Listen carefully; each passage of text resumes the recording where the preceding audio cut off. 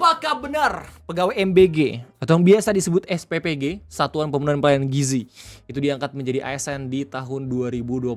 Jawabannya bisa ya, bisa enggak. Enggak, karena enggak semua posisi itu diangkat menjadi ASN. Iya, karena beberapa posisi diangkat menjadi PSN dan udah ada peraturan presiden ya, kalau nggak salah nomor 115 gitu ya, tahun 2025. Dan ini topik menjadi perbincangan banget gitu ya, ramai banget dibahas sama orang-orang Instagram dan juga Twitter. Karena mereka langsung ngebandingin bagaimana nasib guru honorer yang udah mengabdi 5-10 tahun. Ya lu bayangin, dengan program yang baru jalan 1 tahun, tapi udah ada kepastian kalau misalkan mereka diangkat menjadi ASN gitu, terus kemudian mungkin ya dari beberapa anggaran juga menggunakan dana pendidikan dibandingin sama guru honorer, sedih banget kalau misalnya pada akhirnya itu beneran terjadi. Tapi kayaknya emang beneran bakal terjadi dan kita bakal bahas itu semua di video Ngopi kesempatan kali ini. Bagaimana realitanya? Selamat datang di Ngopi, ngobrolin persoalan Indonesia bersama gue, your favorite Uncle Om Ray. Video Ngopi ini berdasarkan beberapa berita. Yang pertama dari kompas.com. Bagian berakan pegawai SPPG akan diangkat jadi PPPK, siapa saja dan berapa gajinya. Ini berita cukup lengkap ya, sangat amat lengkap. Ngasih tahu posisi apa aja, terus kemudian gajinya berapa, masuk golongan mana.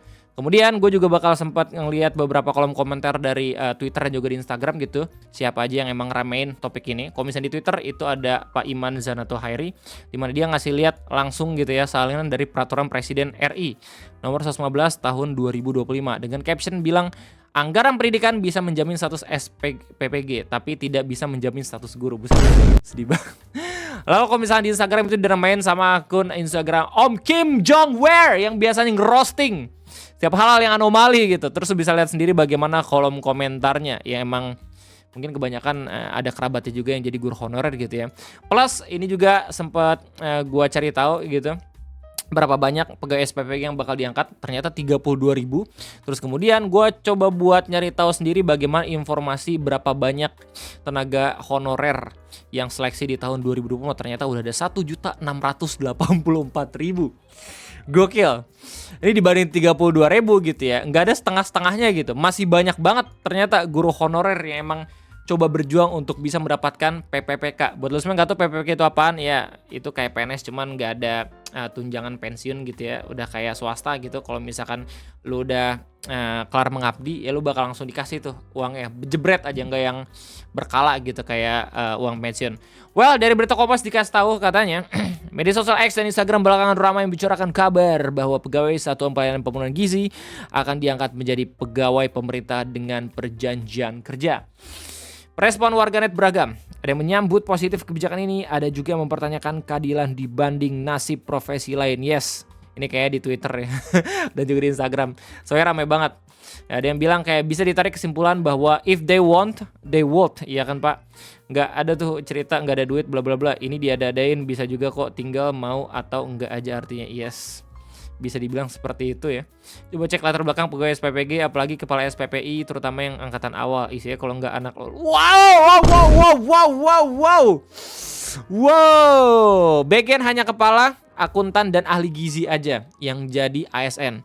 Jadi Kepala Badan Gizi Nasional ya Pak Dadan Hindayana yang jadi ketua yang selalu ngomong kalau misalnya emang ada masalah gitu ya di MBG, membenarkan informasi bahwa pegawai SPPG akan diangkat menjadi PPPK. Yang menjelaskan kebijakan tersebut diatur dalam Peraturan Presiden nomor 115 tahun 2025 tentang tata kelola penyelenggara program makan bergizi gratis. Dan pasal 17 Perpres nomor 115 tahun 2025 disebutkan bahwa pegawai SPPG dapat diangkat sebagai PPPK sesuai ketentuan peraturan perundang-undangan. Meski demikian, Dadan menegaskan bahwa pengangkatan tidak berlaku untuk seluruh SPPG. Nah, peraturan bisa lihat dari mana? Dari sini ada salinannya guys ya. Tata kelola penyelenggara program makan bergizi gratis menimbang bahwa untuk memenuhi gizi dalam rangka membangun generasi sehat, cerdas dan produktif yang berperan dalam mendukung pertumbuhan ekonomi bla bla bla bla bla bla sampai ke bagian pasal 17. Pegawai SPPG diangkat sebagai PPPK sesuai dengan ketentuan peraturan perundang-undangan kayak gitu coy. Jadi yang diangkat PPPK hanya kepala SPPG, kata Pak Dadan, akuntan dan ahli gizi. Yang menambahkan proses pengangkatan dijadwalkan berlangsung pada Februari 2026 nanti bulan depan berarti coy. Para pegawai yang akan diangkat telah mengikuti dan dinyatakan lulus seleksi komputer assisted test atau CAT. Ini gue kaget. Gue baru tahu kalau misalkan lu jadi SPPG, akuntan ahli gizi dan kepala SPPG itu ikut tes dulu di bulan Desember. Emang iya ya? Ada yang bisa ngasih tau infonya nggak? Karena dikirain gue ya tesnya itu ya udah kayak tes lu nyari pegawai di perusahaan swasta aja, oh ternyata ada catnya kayak PNS. Ngeri juga. Gaji PPK SPPG. Terkait penghasilan, Dadan menyampaikan bahwa gaji pegawai SPPG yang diangkat menjadi PPPK mengikuti ketentuan peraturan perundang-undangan yang berlaku. Mengacu pada peraturan Presiden nomor 11 tahun 2024, besaran gaji PPK ditentukan berdasarkan golongan dan masa kerja. Golongan 3 katanya. Dan ketentuan gaji PPK dan unsur SPPG berada di kisaran 2 juta hingga 3 juta. Hei, baru gaji. Jangan ya belum. Dadan juga menyebutkan jumlah pegawai SPPG yang akan diangkat menjadi PPPK mencapai sekitar 32.000 orang yang tersebar di seluruh Indonesia dari Sabang sampai Merauke. Well, ini udah jelas ya bakal menimbulkan kecemburuan sosial gitu, apalagi dengan fakta kalau misalkan masih ada 1 juta orang yang menunggu untuk menjadi PPPK sebagai guru honorer gitu loh. Dan ya meskipun gak banyak gitu ya 32.000, tapi tetap aja orang-orang pasti bakal bandingin, apalagi dengan fakta kalau misalkan ada namanya Pak Agustinus yang sempat diliput juga sama Watchdog dokumenter gitu, kalau misalnya beliau udah mengabdi tapi ya hidup masih dalam kesederhanaan. Ya, sebagai guru honor peraturannya kadang 3 bulan baru dibayar, kadang 6 bulan. Kami kan dapat uangnya dari dana bos. Jika dana bos terlambat, berarti kami tidak dapat uang. Namanya Pak Agustinus, sudah mengabdi 23 tahun sebagai guru honorer SDN Batu Esa, Kupang, Nusa Tenggara Timur. Ya, apalagi kalau misalnya lu ngomongin soal guru-guru yang ada di ini ya, timur gitu ya, atau yang ada di daerah-daerah pedalaman gitu, itu makin sedih lagi. Ya, bahkan dari caption bilang kisah bagus mencerminkan kondisi banyak orang di Indonesia yang hanya menerima gaji 16.000 per bulan yang kemudian dipotong hingga tersisa 200.000. Di sisi lain, publik ramai membandingkan dengan gaji sopir MBG yang mencapai 3 juta per bulan. Perbedaan ini kembali memicu perhatian terhadap ketimpangan kesejahteraan terutama bagi guru honorer yang berperan penting dalam mendidik generasi bangsa. Lah 200.000 gimana bisa makan? Ya kali gitu 200.000. Iya kan pasti nyari tambahan juga gitu gurunya, tapi kan tetap aja kerjaan utamanya kan dia sebagai guru harusnya tercukupi gitu di awal. Setiap hari, Pak Agustinus harus menumpang truk untuk pergi mengajar yang berjarak 4 km dari rumah ke sekolah tempat dia mengajar. Bahkan, tidak sesekali ia harus berjalan kaki jika tidak ada truk yang lewat. Di awal pengabdiannya, Pak Agustinus menerima gaji sekitar 50.000 hingga 100.000 rupiah. Nah, ada pendapat yang sangat amat miris gitu ya. Gue dapatkan dari salah satu kolom komentar postingan Twitter Pak Iman Zanatul Hairi.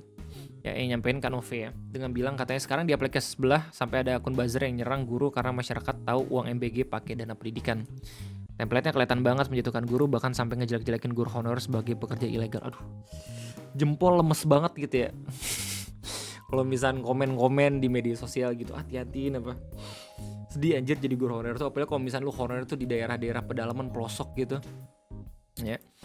Mereka tuh emang bener-bener mengabdi, yang emang kata kunci mengabdi itu emang beneran mereka gitu loh, bukan mengabdi pengen mesejahterakan apa segala macam. Guru, sumpah, yang digaji basically 200 sampai 500 ribu, gak bisa lu bilang pekerja ilegal kalau misalnya pada akhirnya ada kondisi di mana guru honorer itu dibutuhin. Ya, daripada dibilang pekerja ilegal, kenapa gak dibilang outsourcing gitu loh? Ya, itu kan honorer ada karena guru-guru yang udah diangkat menjadi ASN gak bisa memenuhi kuota dalam mengajar. Makanya dibutuhkanlah guru honorer. Tapi kondisinya ya pihak yang menerima guru honorer masih belum bisa menggaji secara layak. Makanya disebut honorer gitu loh.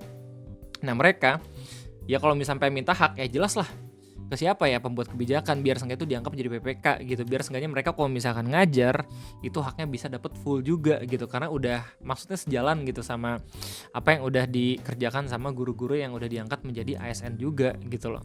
Tapi kenyataannya masih susah banget buat diangkat menjadi PPPK karena mungkin kuotanya atau budgetnya itu nggak bisa menampung 100% guru-guru yang udah lama banget mengabdi gitu loh. Banyaknya guru honor di setiap sekolah ini menandakan kalau misalkan negara kita butuh guru gitu loh. Bahkan mungkin lebih banyak dibandingin ya 32.000 pegawai SPPG kayak gitu. Ya tapi kenyataannya begini gitu, karena emang pemerintah punya prioritas pasti ya. Dan kalau misalnya kita lihat dari beberapa postingan-postingan terakhir Twitter, katanya emang prioritasnya sekarang MBG. Jadi mungkin yang bakal lebih dulu diangkat itu adalah pegawai SPPG. Well, makin mendalami pembahasan ini ya, makin mendalami kolom komentar lu makin sedih lagi dalam melihat kenyataan Bahkan nggak sedikit yang emang langsung bilang kayak seperti program MBG akan tutup perjalanan bakal mulus karena inilah cara mudah dapat duit nih. Udah banyak opini-opini yang seperti itu coy. Karena masih banyak pejabat-pejabat temennya, keluarganya, kolega partainya yang belum kebagian bikin dapur MBG yang untungnya bukan main dan masih banyak lagi kayak gitu. Lu tuh nggak lebih ironisnya dibandingin guru-guru yang sampai sekarang susah buat jadi PPK. Mungkin ada guru yang emang milih pemerintah sekarang di Pilpres kemarin gitu. Padahal jelas banget setiap calon gitu ya di Pilpres itu mewakili profesinya masing-masing. Karena emang ada juga di circle gue, di lingkaran pertemanan gue yang kayak gitu. Ya berjuang buat pendidikan tapi ya milihnya berbeda dengan visi yang ada di pemerintah sekarang yang lebih fokus ke pangan dan juga militer. Kayak gitu. Well, nggak usah terlalu dalam gitu ngomong soal Pilpres, ini sekarang udah terjadi gitu. Semoga kedepannya guru-guru kita makin sejahtera gitu. Semoga bakal ada pengangkatan secara dadakan dengan melihat kalau misalkan SPPBG pun diangkat menjadi PPPK. Gua berharap yang terbaik lah. Intinya cukup sekiannya dari gua. Terima kasih banyak. Gimana tanggapan kalian semua? Silahkan tulis di kolom komentar. Gua undur diri. Sampai jumpa lagi di next video ngopi. Bye bye.